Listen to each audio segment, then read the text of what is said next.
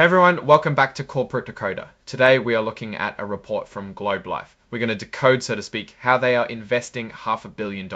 Hopefully it's not in a giant bouncy castle, but only the report will tell, and Globe just made a pretty big move, securing $500 million to the company's future. Here, before we dive in, if you like getting clear insights from complicated corporate reports, make sure you subscribe and come chat with us and other finance nerds in our Discord community, linked down below. Right, ready. This report, filed as an 8K, is triggered by something important happening. In this case, a big financial agreement made on July 1, 2025. This kind of filing lets investors know about major events quickly. Globe Life is a company incorporated in Delaware.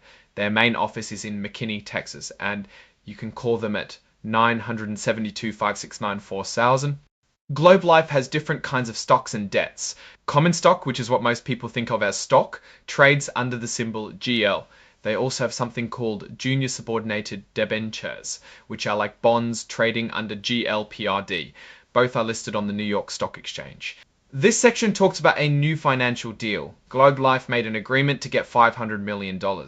This money comes from selling something called pre-capitalized trust securities, or PCAPs for short. These PCAPs were sold privately, meaning not to the general public, but to big qualified investors. Now, what does Globe Life intend to do with all of this money?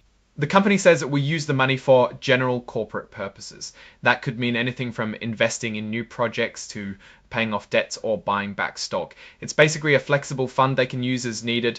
So who can buy these PCAPs? Own investor needs to be both a qualified institutional buyer and a qualified purchaser, that's finance speak, for big institutions and wealthy individuals. To make this whole setup work, Globe Life has a deal with a trust called the Facility Agreement. The trust can buy Globe Life's own debt, called senior notes, up to $500 million. Globe Life can ask the trust to buy these debts in exchange for US Treasury securities. It's like having a line of credit secured by government bonds. Globe Life can also let other companies, basically its own subsidiaries or partners, use this option to have the trust buy the senior notes. Instead of selling the notes to the trust, Globe Life can also just give the trust cash.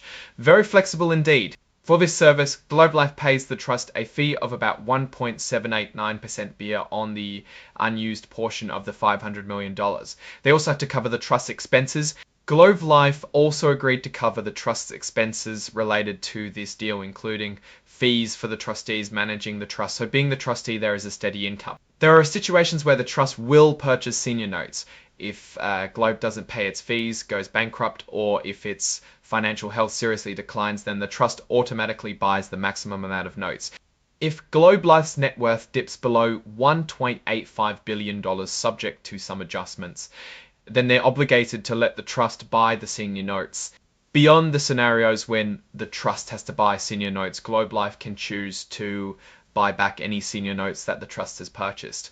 Globe Life can buy back the senior notes before November 15, 2054. The price is complex based on the debt's value. After that date, it's simply the principal amount plus any unpaid interest. If this happens, the trust then uses that money to redeem the PCAPs. If Globe Life buys back the senior notes, the trust will then redeem the PCAPs, and the trust will eventually end when all PCAPs have been redeemed or other rare events happen. The report was signed by Christopher Moore, a senior vice president and the corporate secretary at Globe Life Timed. Now let's zoom out and look at the bigger picture. Globe Life is basically setting up a financial safety net. Having $500 million available if things get tight is a pretty smart move for a company in the insurance business, where unexpected events can create unpredictable expenses.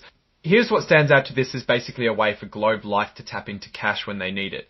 The cost to keep this option open, 1.789% plus expenses, isn't cheap. Having a backup plan can be worth it. The trigger for automatic exercise is also something to note. If the net worth dips too low, it shows there are some levels that could cause distress to the company. And it says they'll need that cash infusion to cover other obligations of keeping its options open. Haji Ninja Nov seems to be trying to manage its finances carefully, preparing for potential challenges while keeping its options open. Alright, that's our quick breakdown of this Globe Life SEC filing. What do you think about this financial safety net and how Globe Life is preparing for the future? Drop your thoughts in the comments below. If this was helpful, hit that like button and subscribe for more of these deep dives. Don't forget to check out our Discord server, and I'll see you in the next video.